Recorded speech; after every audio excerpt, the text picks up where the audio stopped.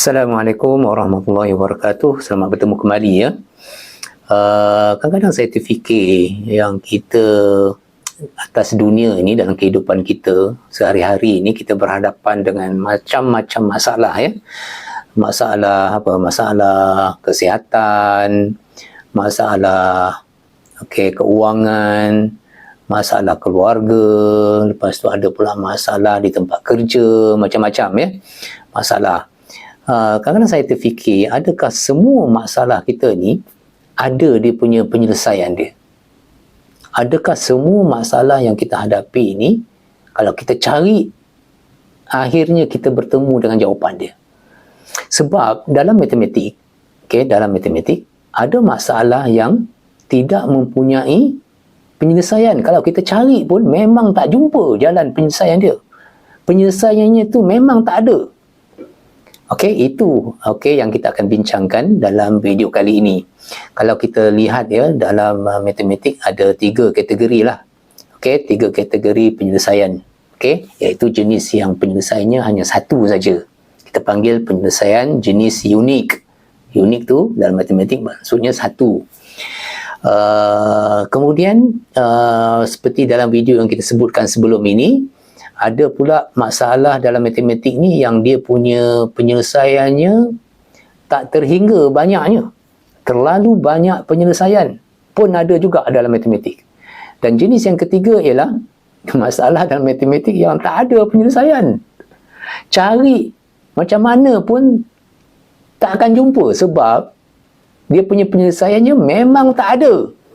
Itu memang ada dalam matematik. Ya, tu kadang-kadang saya terfikir, ada tak, ataupun macam mana Tuhan buatkan masalah yang kita hadapi dalam kehidupan kita ni, ada tak jenis masalah yang memang tak ada penyelesaian? So siapa-siapa kalau nak komen nanti boleh komen kat bahagian komen tu ya. Macam mana mungkin kalau nak ceritakan masalah yang masing-masing hadapi dalam kehidupan, nak buat sedikit sharing ke, ataupun menceritakan jalan penyelesaian ataupun jenis penyelesaian pun boleh disebutkan di situ ya. So insyaAllah kita boleh teruskan dengan perbincangan kita untuk video kali ini. Teruskan.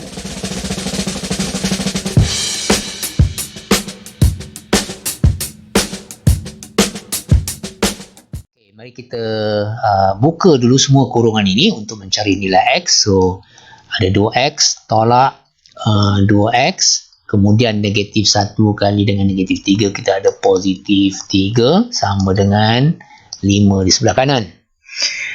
Alright, kita ada 2X ini dan ada 2X juga. Dan operasinya tolak. 2X tolak 2X sifar ya. So, sifar tambah 3 sama dengan 5. Dan sifar tambah 3 sama dengan 3 sama dengan 5. Ini adalah langkah yang terakhir dalam penyelesaian kita. Baik, kita ada 3 sama dengan 5. Mari kita bincangkan sedikit tentang pernyataan ini. 3 sama dengan 5. Persoalannya ialah, adakah pernyataan ini pernyataan yang benar ataupun satu pernyataan yang palsu? Ya, sudah tentu ianya pernyataan yang palsu. 3 tak sama dengan 5. Tetapi pernyataan ini menyatakan bahawa 3 itu sama dengan 5. Ini pernyataan yang palsu. Adakah RM3 sama dengan RM5?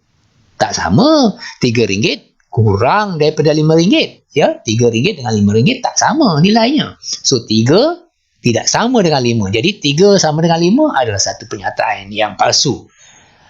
Sebenarnya apa yang berlaku ni? Baik, sebelum kita jawab soalan itu, mari kita berpindah kepada contoh seterusnya.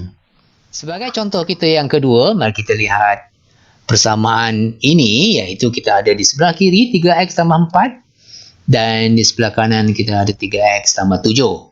Itu dia persamaannya. 3x tambah 4 sama dengan 3x tambah 7 ya.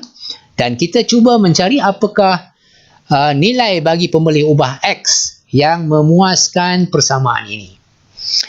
Now, disebabkan di sebelah kiri ada 3x dan di sebelah kanan pun ada 3x, kita boleh mansuhkan 3x ini dengan 3x itu. Kita mansuhkan saja sebab 3x tolak 3x sama dengan sifar.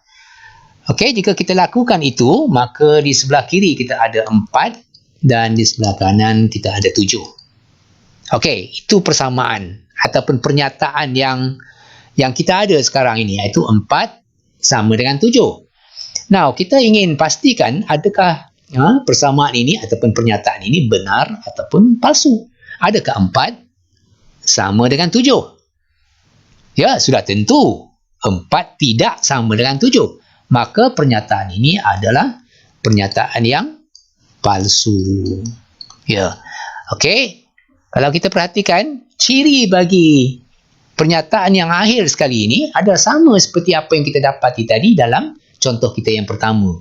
Iaitu di kedua-duanya kita mendapat satu pernyataan yang palsu, ya. Nanti kita akan simpulkan sebenarnya apa yang berlaku sebenarnya. Okey? Tapi sebelum itu kita teruskan dengan contoh kita yang ketiga.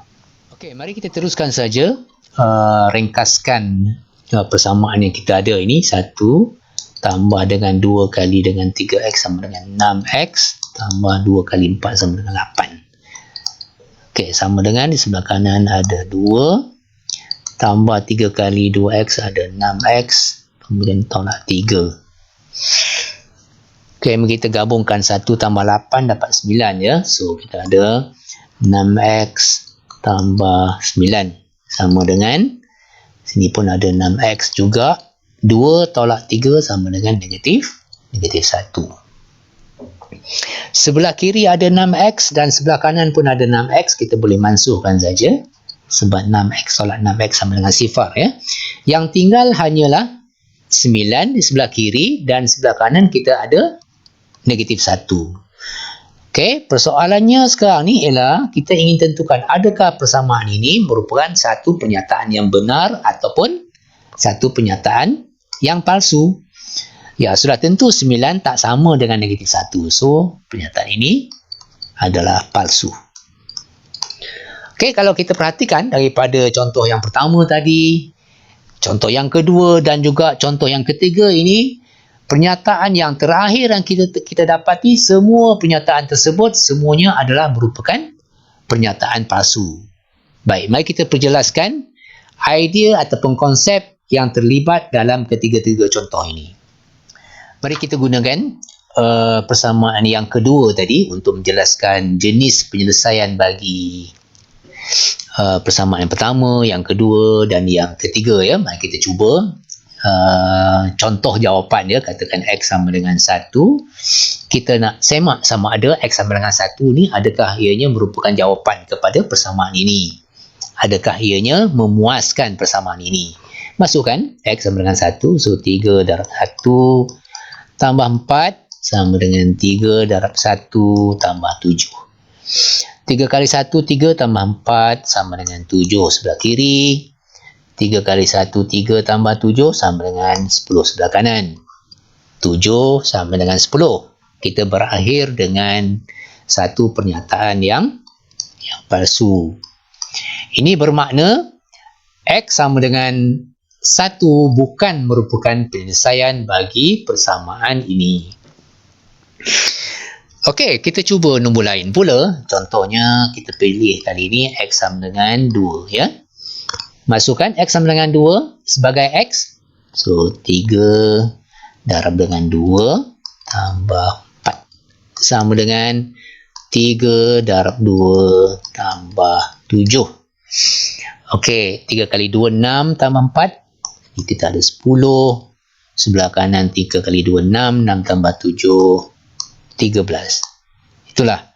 Okey. Yang persamaan yang terakhir 10 sama dengan 13, juga satu pernyataan yang palsu. Ini bermakna X sama dengan 2 juga bukan merupakan penyelesaian bagi persamaan yang kita ada tadi, persamaan ini, ya. Okey, apa yang kita cuba sampaikan di sini ialah apa-apa nombor pun kalau kita gantikan sebagai X dalam persamaan ini, kita akan berakhir dengan satu pernyataan yang palsu. Ini bermakna persamaan nombor 2 ini tidak mempunyai sebarang penyelesaian. Tidak ada nilai X yang akan memuaskan persamaan ini. Okey? Ini bermaksud akhir sekali nanti kita akan berakhir dengan satu pernyataan yang pastu. Ya, di sini saya tuliskan satu persamaan linear. Di sebelah kiri kita ada AX tambah B dan di sebelah kanan ada CX tambah D secara umum, ya, di mana nilai A, nilai B, nilai C dan D ni semua pemalar, ya, boleh jadi apa-apa nombor saja. Baik, untuk menjadikan supaya persamaan linear kita tidak mempunyai sebarang penyelesaian, okey, ada dua syarat yang perlu dipatuhi. Okey, syarat yang pertama ialah nilai A mesti sama dengan nilai C. Okey, nilai perkali bagi sebutan yang pertama itu, iaitu A itu mesti sama dengan nilai C ni. Nilai A ni mesti sama dengan nilai C. Itu yang pertama. Okey, untuk apa tadi? Untuk mendapatkan satu persamaan linear yang tidak mempunyai penyelesaian. Okey, A mesti sama dengan C. Dan juga pada masa yang sama, syarat yang kedua juga mesti dipatuhi, iaitu syarat yang melibatkan B dan D, iaitu nilai B mesti tak sama dengan nilai D. Okey, jadi kalau kita ada syarat yang pertama dan juga syarat yang kedua juga dipatuhi, maka persamaan linear tersebut tidak mempunyai penyelesaian. Katakan saya bagi satu contoh, ya, di sebelah kiri. Okey, dia punya sebutan ataupun ungkapan sebelah kiri saya tuliskan begini. Katakan kita ada 6x tambah 5. Okey, boleh tak kita reka satu ungkapan di sebelah kanan supaya persamaan yang terhasil nanti tidak mempunyai penyelesaian? Oh, okey. Dalam kes ni, nilai A dia 6. Di sebelah kanan, nilai C juga mesti 6. So, mesti ada 6 sini. X. Nilai B kita di sini 5. Okey. Dan nilai D mesti tak sama dengan 5 tu. So, mesti kita letakkan nombor yang selain daripada 5, misalnya katakan 8. Okey. Sebelah kiri 6x tambah 5. Sebelah kanan kita ada 6x tambah 8. Okey, kita akan kalau kita cek persamaan ini, ianya tidak mempunyai penyelesaian. Disebabkan nilai A dan C nya sama, iaitu 6. 6 ini, nilai A dan C dia sama, 6 dengan 6 sama. Syarat yang pertama, ya. Dan syarat yang kedua, nilai B di sini 5 dan nilai D nya sama dengan 8. Okey, 5 tak sama dengan 8. Jadi persamaan ini, okey, tidak mempunyai sebarang penyelesaian. Baik, itu dia tadi sedikit penjelasan tentang persamaan linear yang tidak mempunyai penyelesaian.